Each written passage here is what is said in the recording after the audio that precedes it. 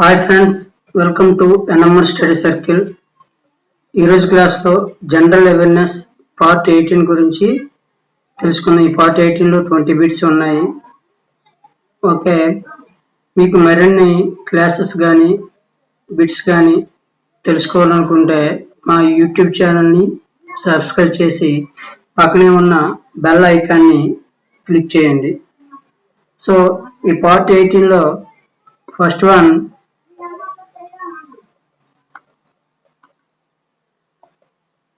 WHO World Health Organization was established.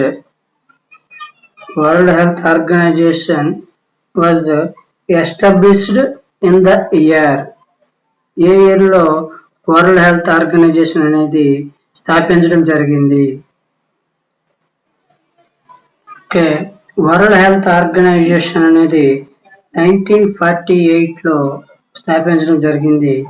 April 7న స్థాపించబడింది.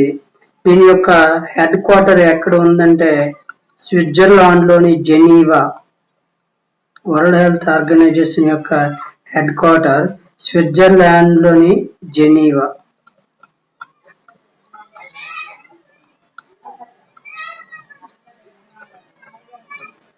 Okay, next one.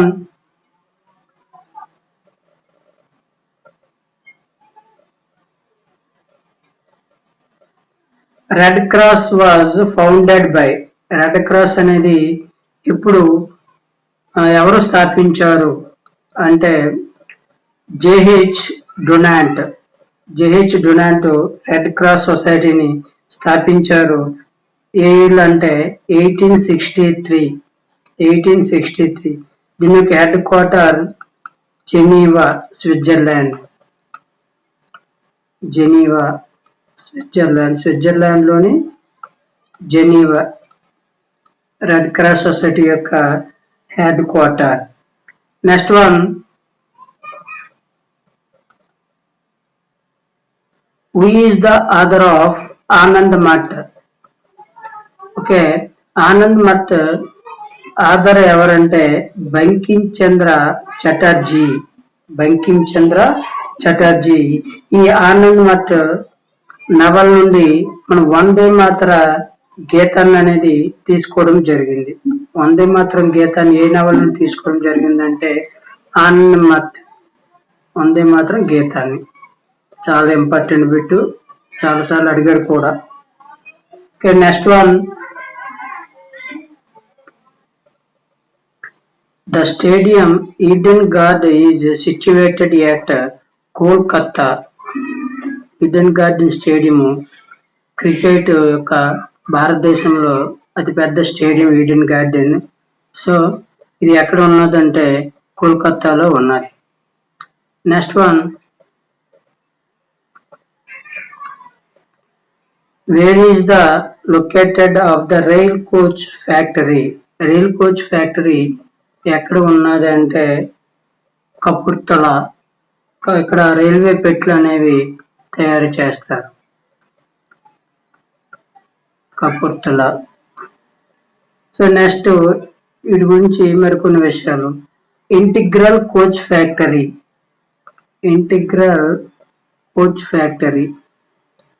ఇది ఎక్కడ ఉన్నదంటే Chennai. Integral coach factory Chennai.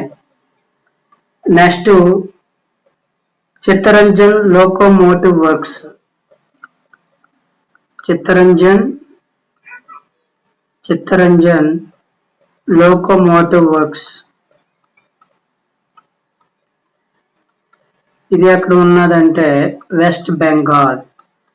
Chittaranjan locomotive works West బెంగాల్లో ఉంది. Next wheel and axle plant. ఇవన్నీ రైల్వే సంబంధించిన plants.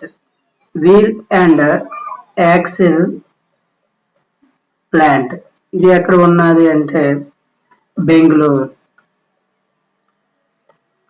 Wheel and axle plant Bengaluru. Next diesel locomotive works. Diesel locomotive ఇది ఎక్కడ ఉన్నదంటే వారణాసి, ఉత్తరప్రదేశ్లోని వారణాసిలో ఈ డీజిల్ లోకోమోటివ్ వర్క్స్ ఉన్నాయి. ఇవన్నీ రైల్వేకి సంబంధించిన పరిశ్రమలు. So next one,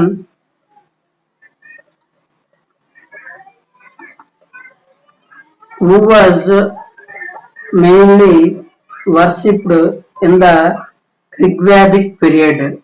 Rigvedic period లో ఎవరిని ఎక్కువగా పూజించేవారు అంటే ఇంద్రుని ఎక్కువగా పూజించేవారు. సో రిగ్వేద, ఇవి యాక్చువల్గా ఎన్ని వేదాలు అంటే 4 వేదాలు. ఈ 4 వేదాలు రచించిన వారు ఎవరంటే, రాసిన వారు వేదవ్యాసుడు.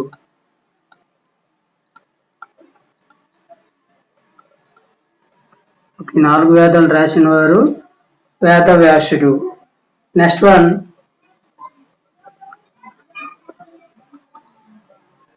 To which king belongs the line capital at Sarnath. Sarnath స్తూపం ఎక్కడ ఉన్నది అంటే ఉత్తరప్రదేశ్ లో ఉన్నది. ఈ సారనాథ్ స్తూపం ఎవరికి సంబంధించింది, ఏ రాజుకి సంబంధించింది అంటే Ashoka. So answer is Ashoka. ఎన్ని సింహాలు ఉంటాయంటే 4 లైన్స్ ఉంటాయి. ఆ సారనాథ్ స్తూపం పైన 4 లైన్స్ ఉంటాయి. Next one, Gautam Buddha attained nirvana at. Gautam Buddha ఎక్కడ నిర్వాణం చెందారు అంటే చనిపోయారు అంటే ఆన్సర్ ఈజ్ కుశీనగర్. కుశీనగర్ లో గౌతమ్ బుద్ధు నిర్వాణం చెందడం జరిగింది. అయితే ఇతను ఎక్కడ పుట్టారు అంటే కపిలవస్తు అనేది ఇతని యొక్క నివాస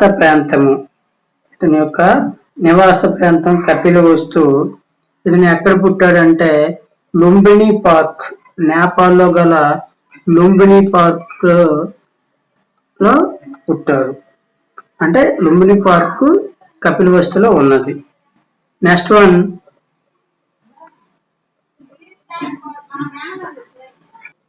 who was the founder of Gupta dynasty. అంటే గుప్త వంశాన్ని ఎవరు స్థాపించారు అంటే చంద్రగుప్త వన్. దీని యొక్క రాజధాని ఏంటి అంటే పాటలీపుత్ర. దీని యొక్క రాజధాని పాటలీపుత్ర. లాస్ట్ వన్ ఎవరు అంటే first one Chandragupta one, last one Skandagupta. అది ఎప్పుడు ఈ గుప్త వంశం పరిపాలన ఎప్పుడు అయితే జరిగిందంటే 320 AD లో జరిగింది. So next one, Chandragupta Maurya spent his last days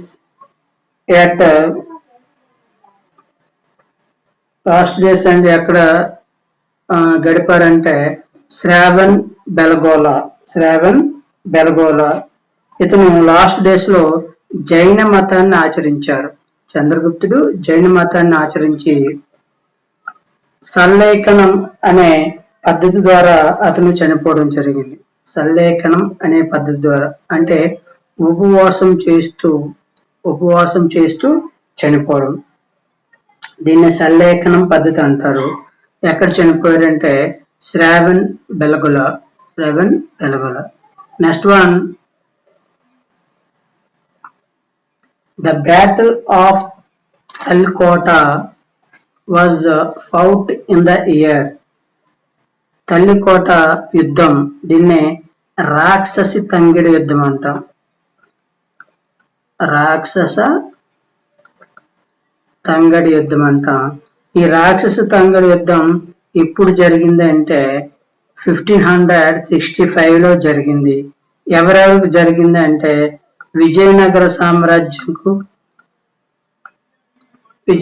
సామ్రాజ్యానికి మరియు దక్కన్ సుల్తానులకు మధ్య జరిగింది రాక్షస యుద్ధం. విజయనగర సామ్రాజ్యానికి దక్కన్ సుల్తానుకి మధ్య ఈ రాక్షస తంగడి యుద్ధం అనేది జరిగింది.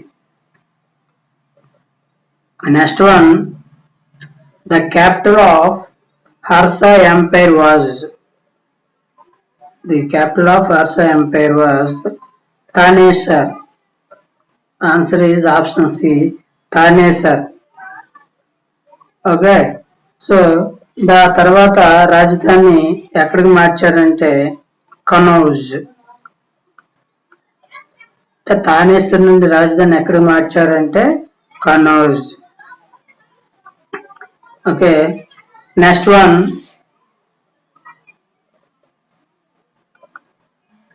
the Ajanta caves were built during the period of the Ajanta caves అనేవి ఇప్పుడు ఇవి స్థాపించడం జరిగిందంటే గుప్తుల పరిపాలన కాలంలో ఇవి స్థాపించడం జరిగింది. ఓకే, ఇవి ఎక్కడ ఉన్నాయి అంటే మహారాష్ట్ర. అజంతా కేవ్స్ ఎక్కడ ఉన్నాయంటే మహారాష్ట్రలో ఉన్నాయి. Next one,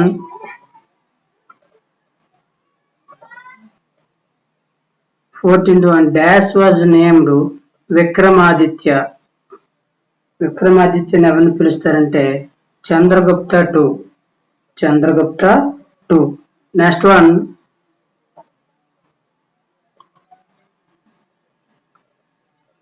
Gandhiji famous quit India movement. Gandhiji famous quit India movement call to the British was given in. అంటే క్విట్ ఇండియా మూమెంట్ ని ఎప్పుడు స్టార్ట్ చేశారు అంటే 1942 ఆగస్ట్ 8న క్విట్ ఇండియా మూమెంట్ ని గాంధీజీ స్టార్ట్ చేయడం జరిగింది. దీన్నే ఆగస్ట్ ఉద్యమం అని కూడా అంటారు. దీన్నే ఆగస్ట్ 8న స్టార్ట్ చేశారు కాబట్టి ఆగస్ట్ ఉద్యమం అని కూడా అంటారు. ఓకే, ఈ క్విట్ ఇండియా మూమెంట్ లో దీనికి మరో పేరు ఏంటంటే ఎటువంటి నాయకుడు లేని ఉద్యమంగా దీన్ని పిలుస్తారు.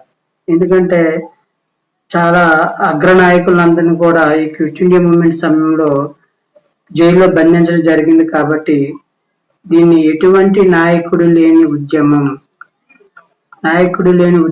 ఏది అంటే క్విట్ ఇండియా మూమెంట్. నాయకుడు లేని ఉద్యమం.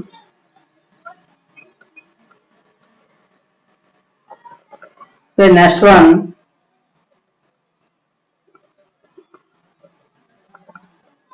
Indian National Army was formed by Subhash Chandra Bose. మరియు ఇండియన్ నేషనల్ ఆర్మీ రూపకర్త మరియు స్థాపకుడు ఎవరంటే కెప్టెన్ మోహన్ సింగ్. చాలా ఇంపార్టెంట్. రూపకర్త మరియు స్థాపకుడు కెప్టెన్ మోహన్ సింగ్. ఓకే, ఇది ఎప్పుడంటే 1942లో ఈ ఇండియన్ నేషనల్ ఆర్మీని స్థాపించడం జరిగింది. అయితే దీన్ని ఆజాద్ హింద్ ఫౌజ్ గా సుభాష్ చంద్రబోస్ 1943లో మార్చారు. ఆజాద్ హింద్ ఫౌజ్ గా 1943లో సుభాష్ చంద్రబోస్ మార్చడం జరిగింది. Next one,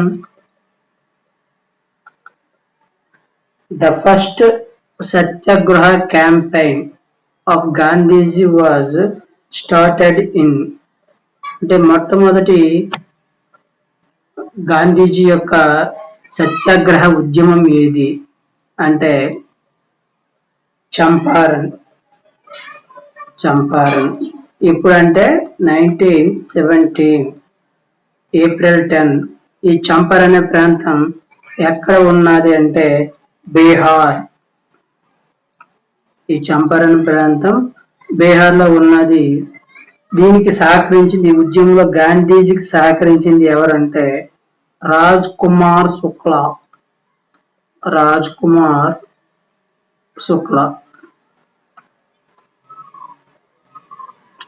next one,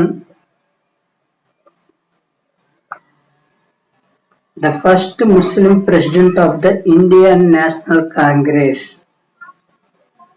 first ముస్లిం ప్రెసిడెంట్ ఎవరంటే డబ్ల్యూసి బెనర్జీ. ఇన్ 1885 అంటే మొట్టమొదటి ఐఎన్సి సమావేశానికి ప్రెసిడెంట్ గా ఉన్నారు.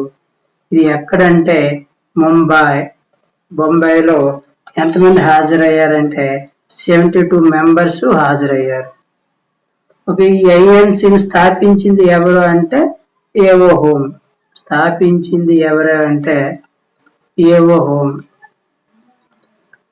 అదేవిధంగా ఫస్ట్ పార్సీ ప్రెసిడెంట్ ఎవరంటే దాదాబాయి నౌరోజీ. ఐఎన్సి యొక్క ఫస్ట్ పార్సీ ప్రెసిడెంట్ ఎవరంటే పార్సీ మతానికి చెందిన ప్రెసిడెంట్ ఎవరంటే దాదాబాయి నౌరోజీ. ఫస్ట్ విదేశీ మహిళ ఎవరంటే అనీ బెసెంట్. ఈవిడ కూడా ఐఎన్సి సమావేశానికి అధ్యక్షత వహించారు. అనీ బెసెంట్. ఓకే, నెక్స్ట్ వన్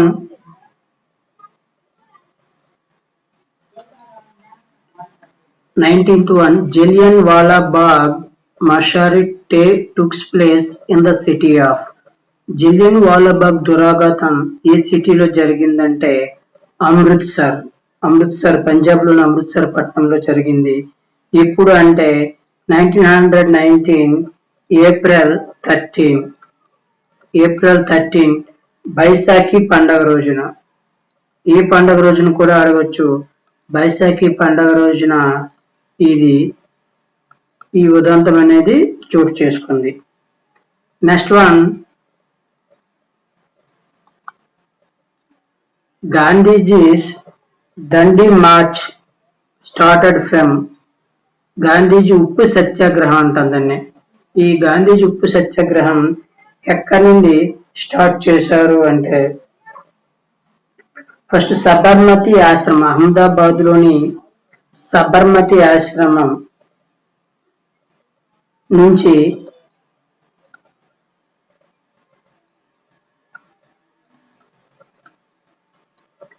దండి, సబర్మతి ఆశ్రమం స్టార్ట్ చేసి దండిలో ఎండ్ అయ్యారు. ఎప్పుడంటే 1930 ఏప్రిల్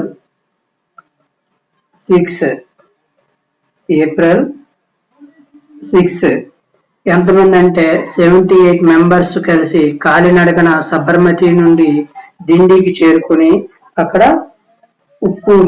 ఉప్పు సత్యాగ్రహాన్ని చేపట్టడం జరిగింది. దాన్నే దండి మార్చ్ అంటాం. ఈ ఉప్పు సత్యాగ్రహంలో పాల్గొన్న ఒకే ఒక ఆంధ్రుడు ఎవరంటే ఎర్నేని సుబ్రహ్మణ్యం.